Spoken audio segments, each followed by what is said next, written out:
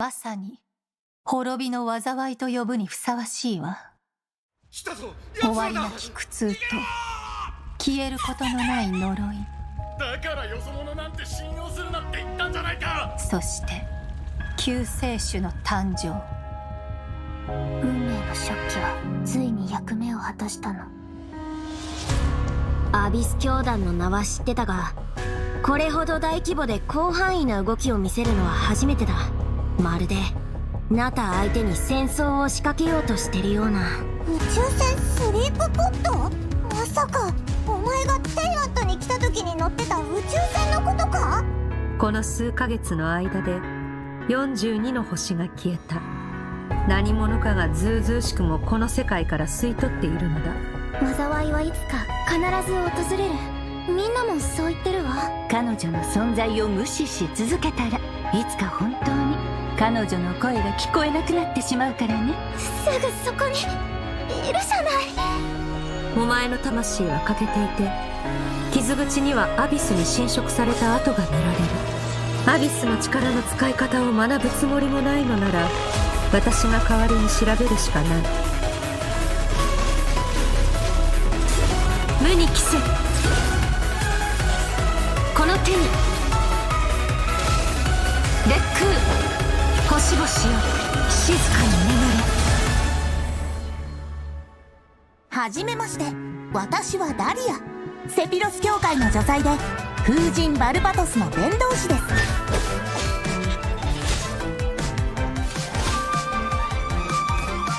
面白くなってきた。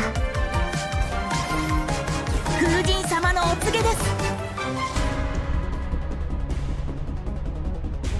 私の夜はここで終わる。だがお前の旅はまだまだ続く。お前は私の師匠極悪鬼スルトロッチを知っているのだろう。戦線は総崩れだ。真っ向の剣ダインスレイブ。これがお前の望んだことか。お兄ちゃんはいつも運命を変えようとしてる。でも今回は何としても止めてみせる。よくやったスカーク。今回も生き残れたか。今もなお運命の食器は動いているのか。なぜお前が鈍性のクジラの剣能を持っている。極悪鬼スルトロッチ。経緯などとうの昔に消え去った。貴様の傲慢さと邪悪さに気づいた時にな。500年前にお兄ちゃんと再会する機会を逃すわけにはいかないから。いずれ本物の宇宙に帰るだろう。旅の終点で2人の新たな始まりが待ってる。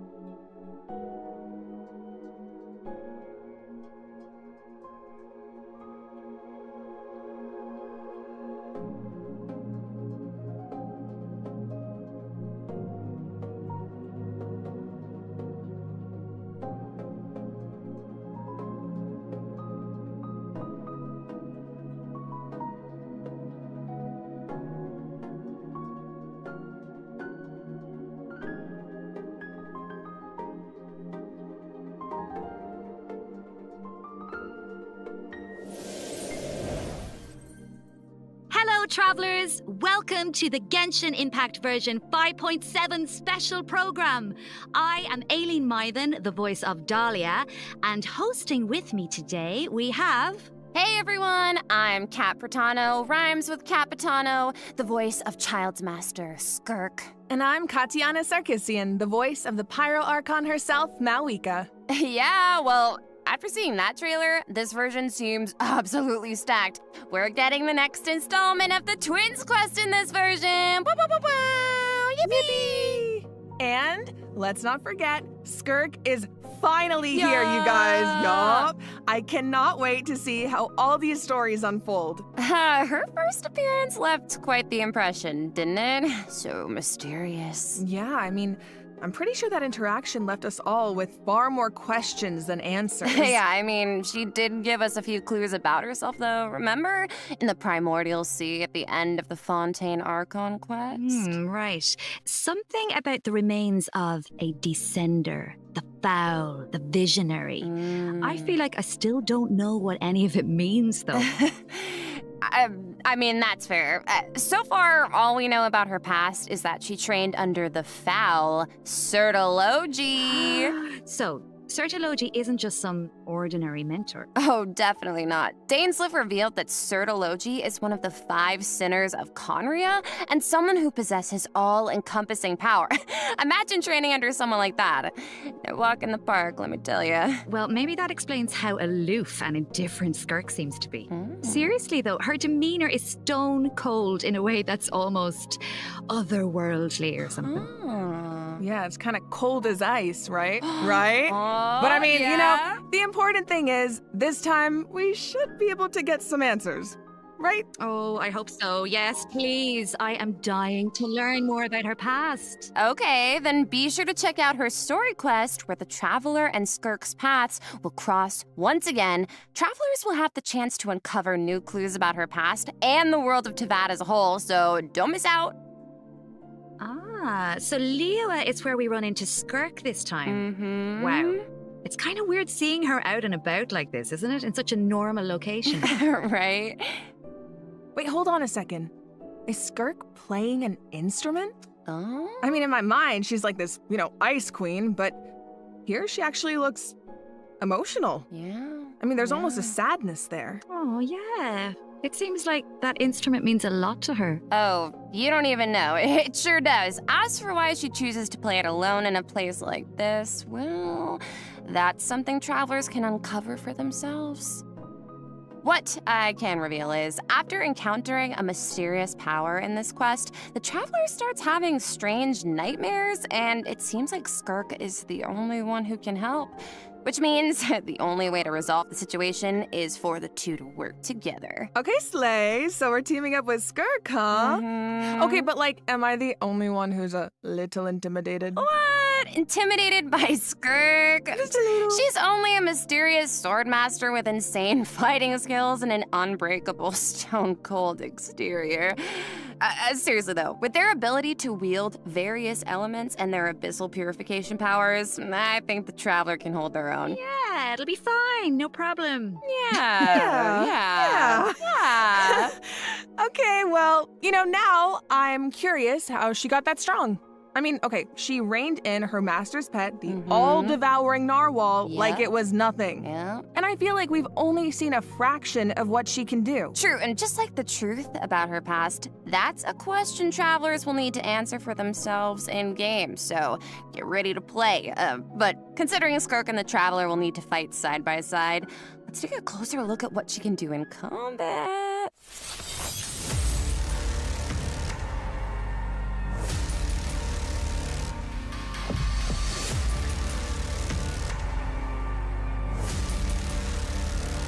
I'll only demonstrate this once. Annihilate!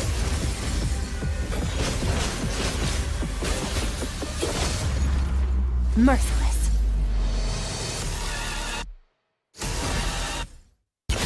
Another dog goes out! As Child's master and someone capable of training in the Abyss, Skirk's combat skills are truly something special. First, it's worth pointing out, Skirk doesn't use a vision. Her powers come from the Abyss, but in the interest of blending in, she camouflages it to appear cryo-like in nature. And in addition, Skirk's attacks do not rely on elemental energy. She uses a special kind of energy known as Serpent Subtlety instead. And when you tap her elemental skill, Skirk gains a certain amount of energy and enters a special combat state, signaled by her change in outfit, which is very cute, might I add. While in this state, Skirk's normal, charged, and plunging attacks deal cryo damage that can't be overridden. This state also increases her resistance to interruption and attack AoE. And when cryo-related reactions are triggered, multiple void rifts will appear on the field.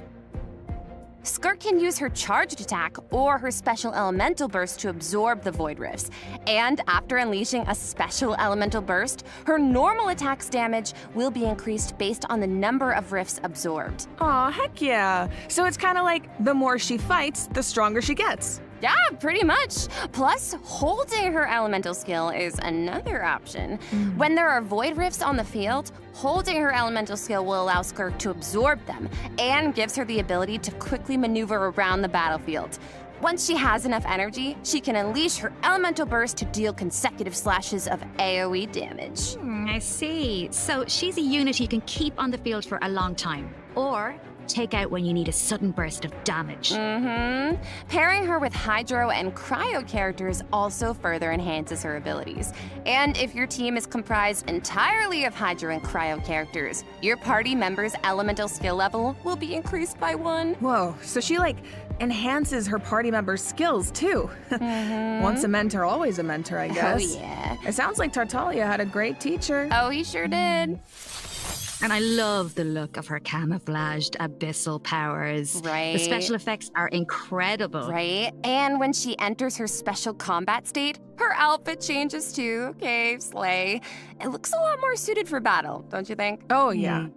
So it seems like travelers can approach combat in 2 ways then. You can use her special combat state to dish out damage with cryo-infused attacks and heighten this damage by absorbing void rifts with her special elemental burst. Or, after other Hydro and Cryo party members have generated void rifts, you can take to the field to quickly absorb them and build up energy to unleash powerful slashes with her normal elemental burst. Yeah, both seem really, really useful. And since Cryo and Hydro characters enhance Skirk's skills, there are tons of team comp possibilities here. Oh, definitely. Oh, hey, speaking of, what about Dahlia? He's a Hydro character, right? Sounds like he could be a good fit for Skirk. Oh, I think you're onto something here. We got to know him a bit during the Mondstadt interlude. He's so refined, but also kind of mischievous at the same time.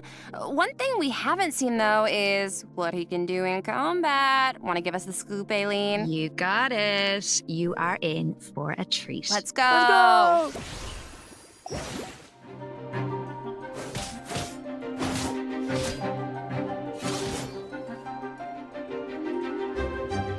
This should be fun! Hey! Thus saith the Animal Archon!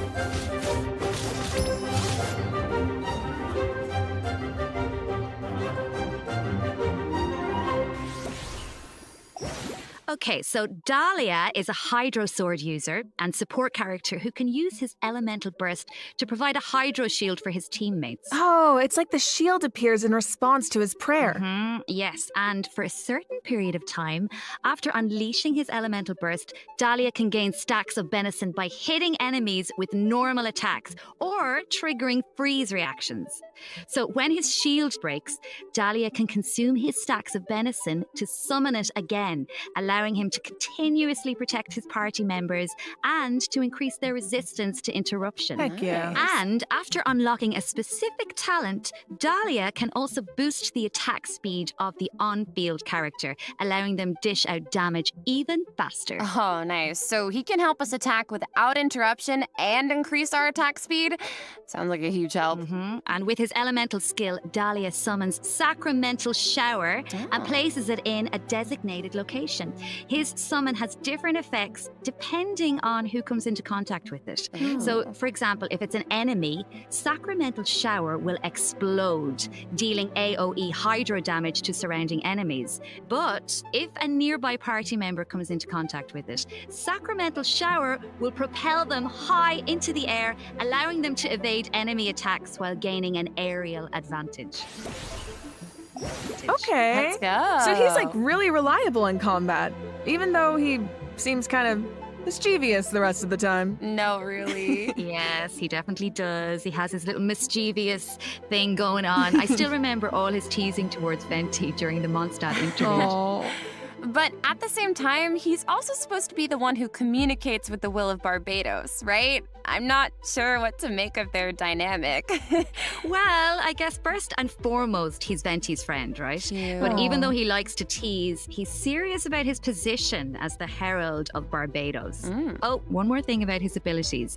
When Dahlia is in your party, the movement speed of your party members is increased during the day. Oh. Hey, all the better to spread the word of Barbados. Praise Barbados, right? Is that how that works?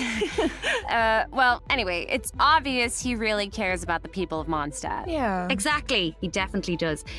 Besides, his mischievous nature keeps things a little bit interesting, don't you think? It's one of my favorite things about him. Aww. Well, now that we've introduced our 2 new characters for version 5.7, we should probably let travelers know when they can add them to their parties. Can do. Let's jump right into the event wishes. In the first half of version 5.7, we'll have event wishes for Skirk and Shenhe. Dahlia will also enjoy a drop rate boost on the first half banners. Plus, the new 5-star sword, Azure Light, will be featured on the weapon banner. Yes! And in the second half of version 5.7, we'll have returning event wishes for Mawika and Emily. Yippee! Pretty fire! All right, that's it for the event wishes. Let's talk about the story content travelers can look forward to in the new version. Ooh, okay. This is the big one. Yeah. Okay, let's set the scene. During their travels, the traveler comes across evidence that seems to suggest their sibling was in Natlan. Oh, wait up. I see Dainsleif. As we all know, that means things are about to get complicated. Yup, very true. Oh, I love Dainsleif. From this image, it looks like the sky has been slashed in two, and there's some kind of rift that connects to the abyss. And the traveler and their sibling are in different spaces, but they can still sense each other's presence. Yes, I feel like the tension is palpable. Yeah, and that makes sense. I mean, there was definitely some tension when we saw our sibling during the bedtime story quest. Oh, yeah. Although, we don't know what our sibling has been up to since then. Kari Bear did tell us that the Loom of Fate has been completed. Of course, we still don't know how powerful it is, or what's needed to activate it. Well, call me crazy, but I feel like we're gonna find out soon. Maybe. It seems like all parties are converging in one place, Natlan. So maybe that's where we can get some answers. And I know one thing travelers will encounter in Natlan. A young woman dressed in peculiar clothing, hiding out in a cave.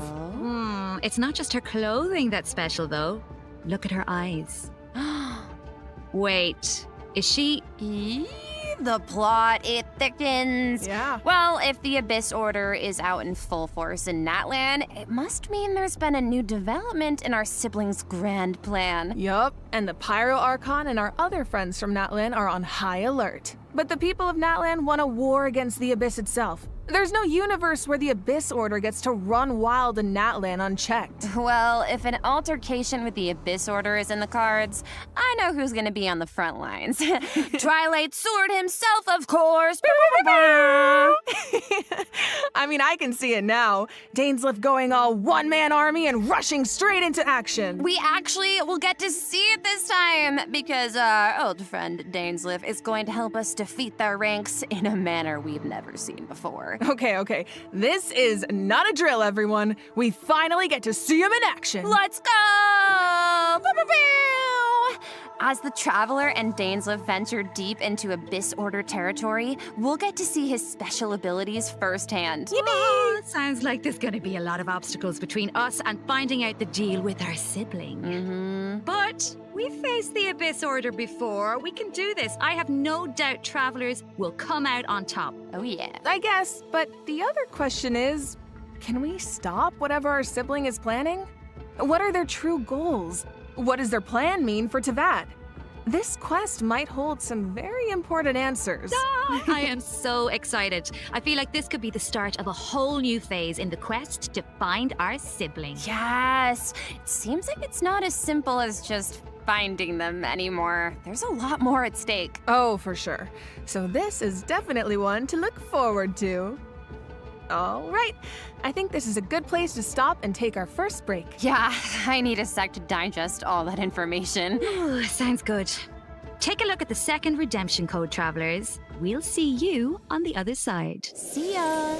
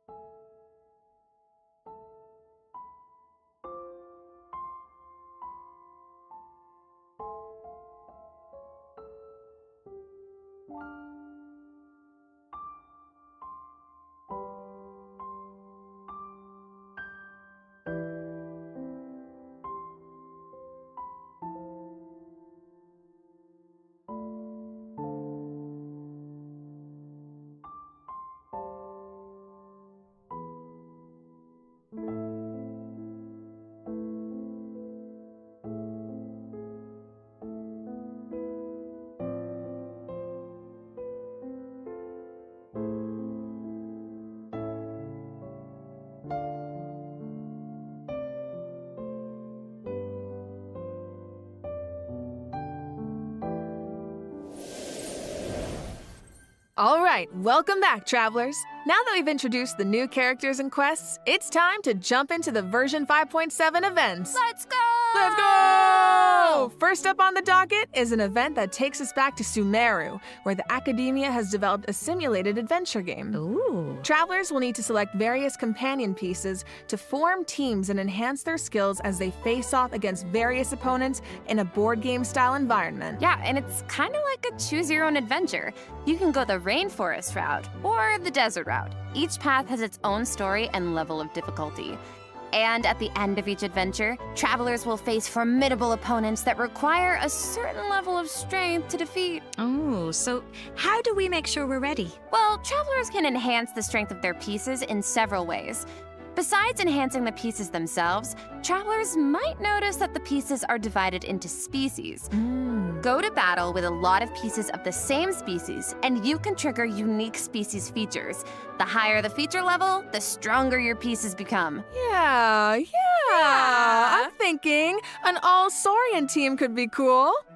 Oh, and it looks like you can also assign equipment to your pieces to make them stronger. Yeah, that's right. And random events and encounters will occur during the adventure, which travelers can resolve to earn helpful rewards, like extra adventure coins, which travelers can use in the shop to purchase pieces to improve their lineup.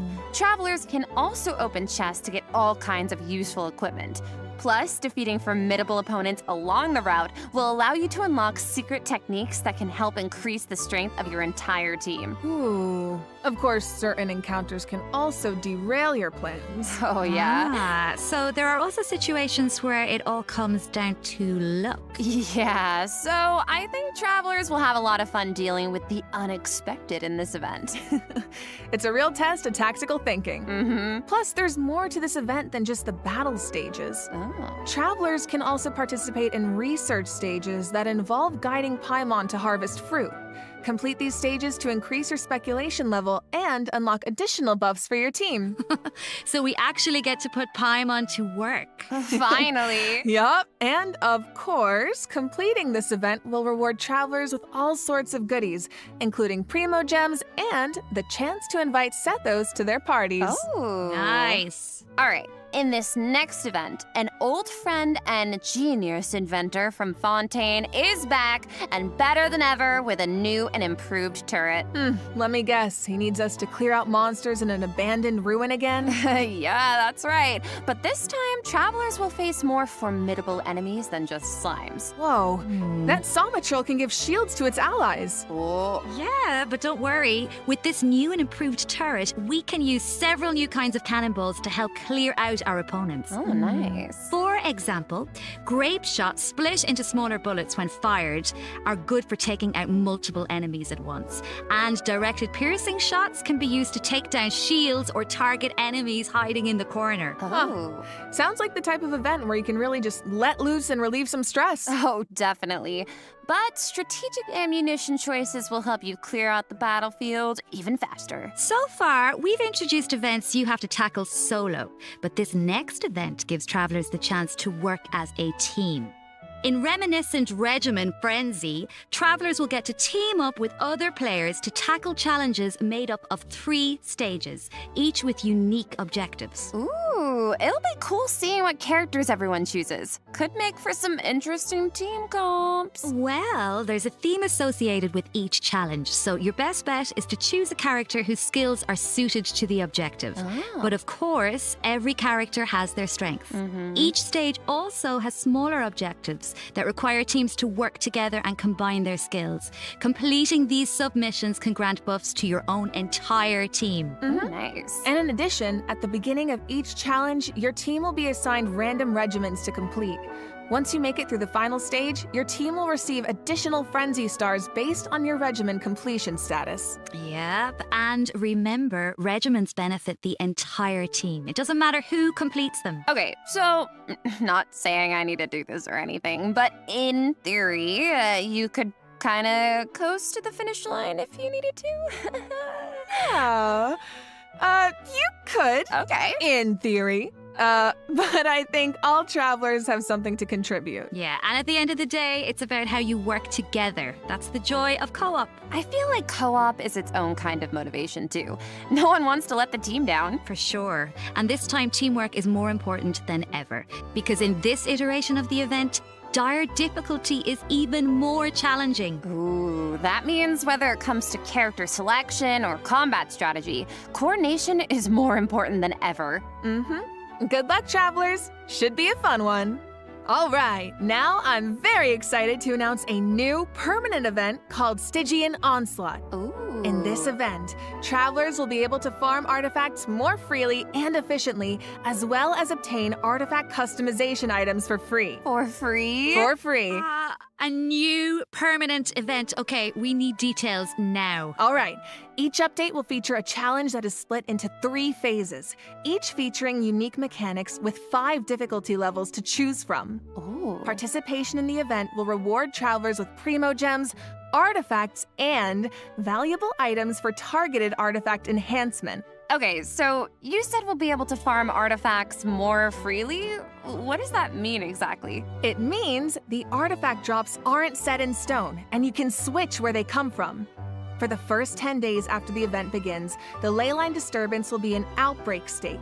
During this period, travelers who clear any stage at level 3 difficulty or higher can expend any kind of resin to obtain artifacts from the leyline blossom at the end of the stage. And before the stage begins, travelers will get to choose which domain of blessing they want the artifact drops to come from. Right, so travelers can also tackle the stages in co-op, right? So you can still farm with friends. Yes, and you'll be rewarded with additional artifacts every time you consume a certain amount of resin. Okay, the amount of hours I'm about to pour into this thing. Lock me in and throw away the key, honestly. Oh my god, you make it sound like you're in prison. Anyway, you also mentioned something about targeted artifact enhancement, Katiana. What's that about? Yeah, right. So version 5.7 is introducing a new artifact-related item, Dust of Enlightenment. Ooh. What is it? Well, we all know what it's like to raise an artifact that has potential, only for it to turn out kind of less than ideal. Yeah. So this item is designed to help with that. So, Artifact 101, right? We all know every 4 levels, a random substat gets enhanced as you raise an artifact to level 20. But it doesn't always turn out the way you want. Yeah. So this item allows you to re-roll the substat enhancements of a level 20 artifact. Yo, wait, What? really? Yeah. Before each reroll, you get to specify the types of substats you want to prioritize. After the result is revealed, you can choose to either keep the original substat configuration or accept the new one. Oh my god, it's like being able to resurrect an artifact from the grave. Like, we really needed this. Yeah, really powerful, right? Starting in 5.7, travelers who participate in the new permanent event Stygian Onslaught will be able to obtain a total of 3 Dusts of Enlightenment per version for free. And the Gnostic Hymn and Gnostic Chorus rewards will feature 1 each. Oh. Plus, during version 5.7, travelers will be able to claim 2 Dusts of Enlightenment directly from their in-game mailbox after logging into Genshin Impact. Yes. Okay, let's just pause to take that in for a sec. Oh, but I do have a question. So, according to the devs, the rewards for clearing the level 5 difficulty in the new permanent event can only be obtained by completing it solo. But what if that level of difficulty is a bit much for some people? Yeah, like me. Yeah, well, don't worry, I'll hard carry you. Whoa. Well, I will come in, and the strongest travelers in Tevat will come in to help us out. Specifically, we're talking about travelers who have cleared an even higher level of difficulty. The characters used to complete those battles become exalted ones. Oh. Then, when attempting a level 1 through 5 difficulty challenge, other travelers can receive extra buffs by including exalted ones in their lineup. Oh, cool. So travelers can help each other even outside of co-op. I like that, and I need that. Wait, hold on. You mentioned an even higher level of difficulty just now. I thought level 5 was the highest. Yeah, well, clearing level 5 solo unlocks a secret level of difficulty. Level 6. Dire difficulty. Oh, no. Once you reach level 6, it's dire straits. There are no companions to turn to for comfort, no promise of primo gems to drive you forward. What? Just formidable enemies and an unrelenting desire to prove yourself. Okay, that definitely sounds dire. So you're telling me travelers really don't get anything in return for accomplishing something like that? Well, we'll just have to wait and see now, won't we? What? I can't wait. All right, that's it for Stygian Onslaught. Just a reminder, the outbreak period begins the second Wednesday after a version update, or 8 days into the new version. So don't forget to gather your friends and get farming when the time comes. All right, time to lock in. Travelers might also be excited to hear that the next installment of the Traveler's Tales is coming in version 5.7. Okay, slay. Last time was so much fun. We got to reunite with so many old friends and make a lot of great new memories. Yeah, why don't we take a look at some of the encounters in store for us this time around? Yes. Whoa, hang on a sec. So Toma's back in Mondstadt? And he's drinking with Kaya at the Angel's Share? Huh. I never thought about it before, but now that I see it, yeah, I feel like they totally make great drinking buddies. Oh, I love him. Looks like he's got quite the posse around him. Oh, it's so cute. I want to know what they're talking about. Oh, and it looks like Dory's in Inazuma. Is she trying to sell something to Sayu? Oh, of course. Oh no, someone save Sayu. She's too innocent for Dory's schemes. Honestly, though, a crafty merchant like Dory could show up anywhere, and I wouldn't be surprised. I bet we even run into her and not cry at some point. Ooh, I wonder how many other friends will show up this time. From what I've heard, it's quite a few. So keep a lookout while exploring the open world, travelers. Ooh. Being able to run into characters in the open world is such a nice addition. I wish it was part of every version. Right? I know. It really makes the open world feel more alive and interactive. Yeah, and luckily the devs feel the same way. The devs have said that making Traveler's Tales a permanent event is in the works, so travelers can look forward to that sometime in the future. Yippee! Finally, Overflowing Abundance is returning at the end of version 5.7. Travelers can look forward to double the talent and weapon ascension material drops, so don't miss out. In addition, new Envisaged Echoes challenges will be added in version 5.7. Oh, for the Raiden Shogun in Shenhe. Oh, Shenhe's Echo is so cool. I see sigils and pops of red in there. Okay, girl, very fitting. And the Raiden Shoguns like petals floating in the wind. The purple matches so well. So pretty. Yep, so if you want to claim them, make sure your characters are ready. Travelers can also look forward to some Genius Invocation TCG updates, including new character and action cards. You can now add Mawika and, Seatlolly and Chaska to your decks. Don't miss out, Genius Invocation fans. All right, that brings us to the system optimizations that travelers can look forward to in the new version. First up is an improved resource management feature for mobile players. Oh. Simply put, it's a practical update designed to reduce the package size of the mobile version. Dude, nice. I feel like our phones will thank us.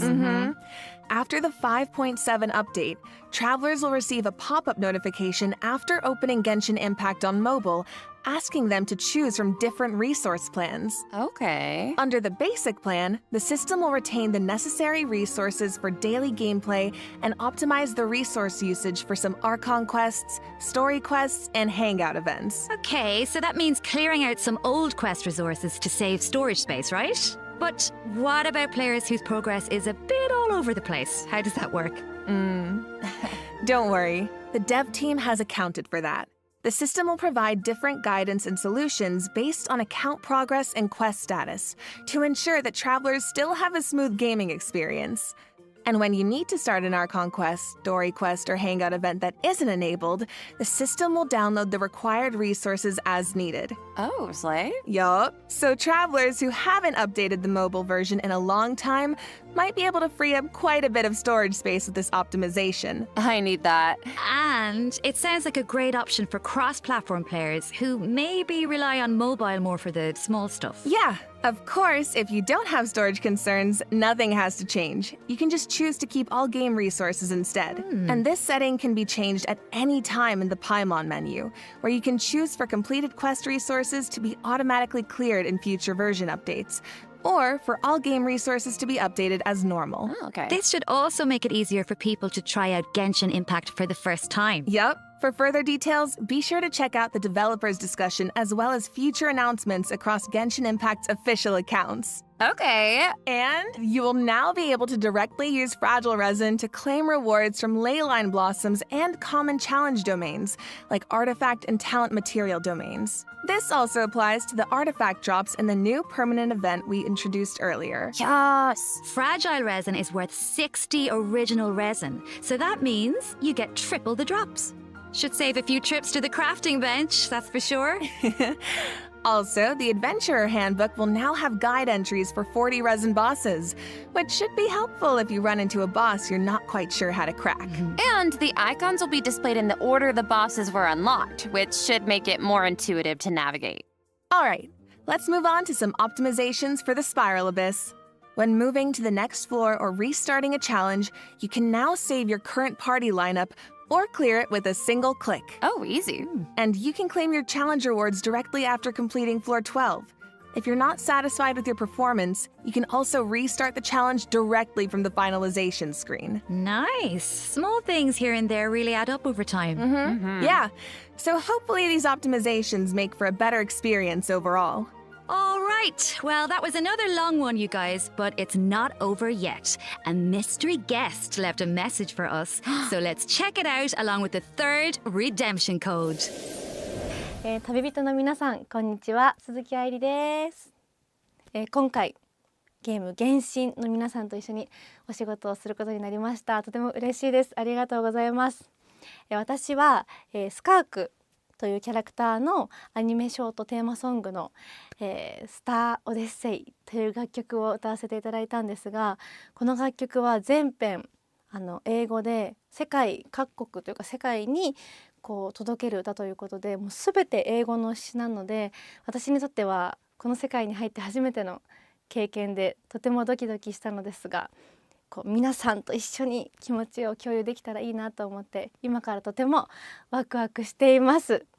スカークの歴史を聞いてすごく強いけど孤独と戦いながら今日まで生きてきた、そんな強くてかっこいい女性っていうのを頭に置きながら歌を歌いましたので、その気持ちが届くと嬉しいです。この楽曲はショートフィルムと同時公開されます。皆さんぜひ楽しみにしていてください。あいりでした。OMG! An animated short for Skirk and a song! Let's go! So exciting. So exciting. Well, you guys, that brings us to the end of our announcements for this version. That was a whirlwind. It certainly was. So, what are you all looking forward to the most? For me, I have to say, although it's a little biased, I am clearly excited for everybody to meet Dahlia. Yes. But you know, I'm also really excited about the new permanent content like Stygian Onslaught. How about you guys? It's kind of hard to pick just one. I mean, I'm excited for my girl Mawika in course. TCG, but I'm also really excited to see Navilet, my fave, in the Traveler's Tales. Yes. Well, I'm really excited for, I might be a little biased as well. I'm really excited for Skirk. Who? Wow, really? I am also so excited for Dahlia. And like, we've been waiting so long for these characters. And also, Dane's Lip. I'm so excited. And that animated short, oh my gosh. And also, of course, the lore girlies. We are eating so well this patch. I'm so excited for that Twins quest. Yes, I feel like it's clear from the last few patches that the story has really been amping up lately, and this version seems to be no exception. Yeah, right? I mean, pretty soon we'll be in our 5th year of adventuring, if you can believe it. It feels like it was just yesterday. It's crazy. Yeah. So it feels like we're really getting to see how a lot of elements that seemed separate at first are starting to converge. Mm-hmm.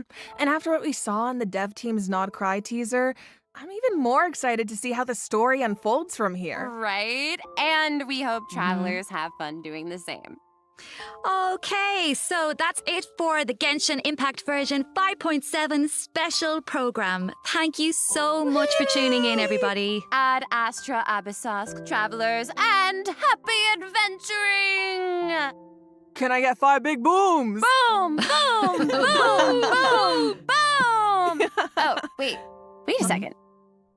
It looks like another friend from afar is rushing over to share some interesting news.